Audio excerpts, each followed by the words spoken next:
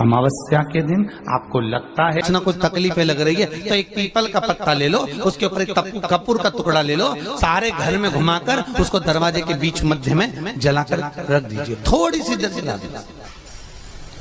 20 से 25 मिनट के अंदर स्वयं गुरु बाबा कहते हैं, राम सुनो, यदि कोई आरती में पूजन में घर में एक कपूर का टुकड़ा आरती के बाद में जब समर्पित करेगा तो उसको अश्वमेध यज्ञ का पुण्य प्राप्त हो जाएगा।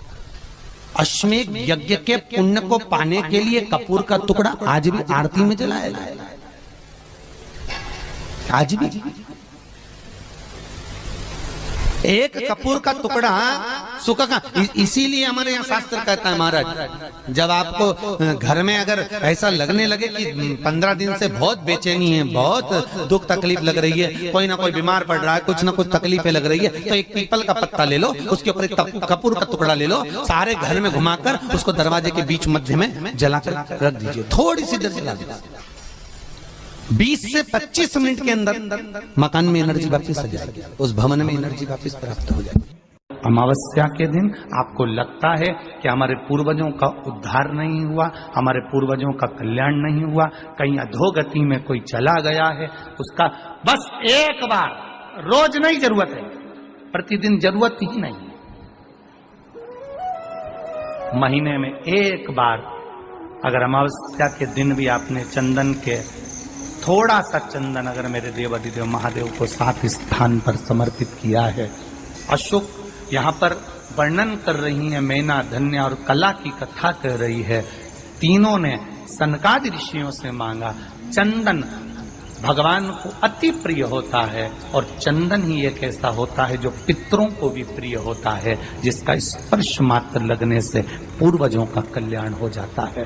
वो चंदन का 7 स्थान शिवलिंग के बताए हैं, जहां पर भूल से भी अगर कोई चंदन की उंगलियां लगा देता है, 7 स्थान ऐसे हैं जहां चंदन की मात्र उंगलियां लगा देने से ही शिव पितृलोक के पितरों को मुक्ति प्रदान करके वैकुंठ लोक का निवास दे देते हैं। 7 स्थान।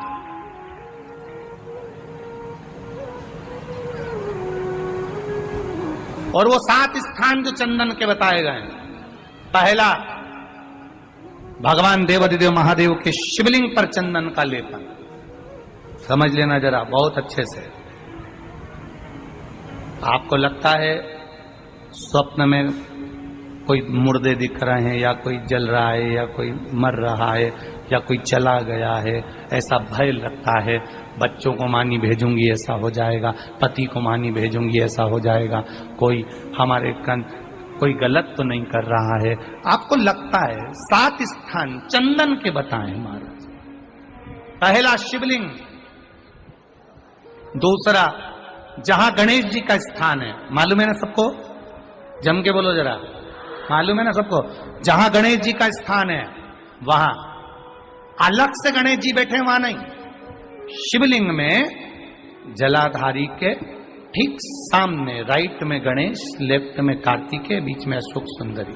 तो पहला चंदन बाबा के शिवलिंग पर, दूसरा गणेश जी पर चंदन की उंगली, तीसरा षडानंद कार्तिकेय पर चंदन की उंगली, चौथा अशोक सुंदरी पर चंदन की उंगली, पांचवा जलाधारी पर चंदन की उंगली, छठा जो शिवलिंग का जल बह रहा है इसके ठीक विपरीत की ओर चंदन की उंगली, और 7वां चंदन नंदी के मस्तक के ऊपर जो 2 सींग लगे रहते हैं उस पर चंदन की उंगली। ये कब लगाई जाती है? या तो अमावस्या के दिन आपको लगता है कि हमारे पूर्वजों का उद्धार नहीं हुआ, हमारे पूर्वजों का कल्याण नहीं हुआ, कहीं अधोगति में कोई चला गया है, उसका बस एक बार, रोज नहीं जरूरत है, प्रतिदिन जरूरत ही नहीं, महीने में एक बार अगर अमावस्या के दिन भी आपने चंदन के थोड़ा सा चंदन अगर मेरे देवाधिदेव महादेव को 7 स्थान पर समर्पित किया है। अशोक यहाँ पर वर्णन कर रही है, मैना धन्य और कला की कथा कर रही है। तीनों ने सनकादि ऋषियों से मांगा। चंदन भगवान को अति प्रिय होता है और चंदन ही एक ऐसा होता है जो पितरों को भी प्रिय होता है, जिसका स्पर्श मात्र लगने से पूर्वजों का कल्याण हो जाता है, वो चंदन का। आपके घर में पितृदोष है, आपको ऐसा महसूस होता है, आपको लगता है, तो किसी भी नवरात्रि के पहले जो अमावस्या पड़ती है, मान लो अपन अमावस्या पड़ी, आप एक अंदाजा लगाइए, तो जिस दिन अमावस्या रहे उस दिन चावल की कटोरी में एक कपूर का टुकड़ा रख दीजिए महाराज, छोटा सा, और कपूर का टुकड़ा रखकर उस कपूर को दरवाजे के बाहर कटोरी में ही, चावल रखी हुई कटोरी में ही उसको पितरों का स्मरण कर कर जला दीजिए। और जलाने के बाद उस चावल को कहीं भी किसी भी वृक्ष की छांव में पक्षियों के लिए डाल दीजिए। शिव महापुराण की कथा कहती है, अगर मान लो पितृ आपको कष्ट दे रहे हैं, पितृ आपको तकलीफ दे रहे हैं, कोई काम नहीं होने दे रहे हैं, या कहीं आपको ऐसा लगता है कि पितरों का दोष है, तो वो पितृ दोष देवी, अब ये जो आप करेंगे ये कब कर रहे हैं? अमावस्या के दिन आप उसको रख रहे हैं, अमावस्या के दिन उसको रखकर रात भर आपने रखा कपूर के साथ में, सुबह एकम पड़ गई, नवरात्रि लग गई, उसी दिन उसको जलाकर आपने पटक दिया। अर्थात उससे देवी और पितृ इन दोनों का आशीर्वाद जो प्राप्त होता है, तो घर में से पितृदोष समाप्त होकर लक्ष्मी की वृद्धि प्रारंभ हो जाती है, कार्य में सिद्धता आ जाती है। मान लो अगर पितृदोष है तो करो, नहीं है बड़ी अलमस्ती से रहो, तो ये पितृदोष का स्मरण। तो यहाँ शास्त्र कह रहा है कि पितरों का जो लोक होता है, पितर जो लोक होता है, उस पितृलोक में 64 योगिनियां प्रवेश नहीं करती। शिव महापुराण कर रही है, शंकर की कथा कर रही है।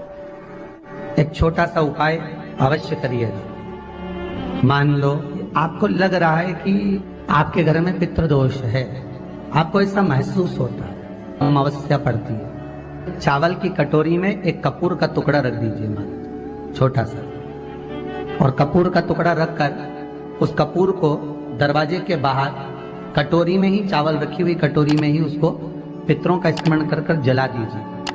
और जलाने के बाद उस चावल को कहीं भी किसी भी वृक्ष की छांव में पक्षियों के लिए डाल दीजिए। शिव महापुराण की कथा कहती है, अगर मान लो पितृ आपको कष्ट दे रहे हैं, पितृ आपको तकलीफ दे रहे हैं, कोई काम नहीं होने दे रहे हैं, या कहीं आपको ऐसा लगता है कि पितरों का दोष है, तो वो पितृदोष देवी, अब ये जो आप करेंगे ये कब कर रहे हैं? अमावस्या के दिन आप उसको रख रहे हैं, अमावस्या के दिन उसको रखकर रात भर आपने रखा कपूर के साथ में, सुबह एकम पड़ गई, उसी दिन उसको जलाकर आपने पटक दिया।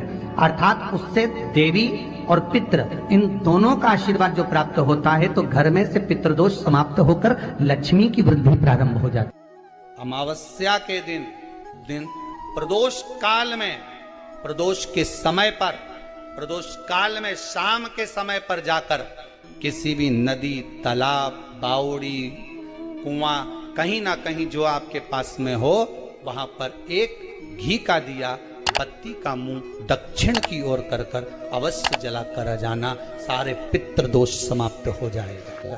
अगर नदी, तालाब, बावड़ी, कुआं नहीं है तो पीपल का वृक्ष हो या बेलपत्री का वृक्ष हो या बट का वृक्ष हो, उसके नीचे लगा दो प्रदोष काल में। पर अमावस्या के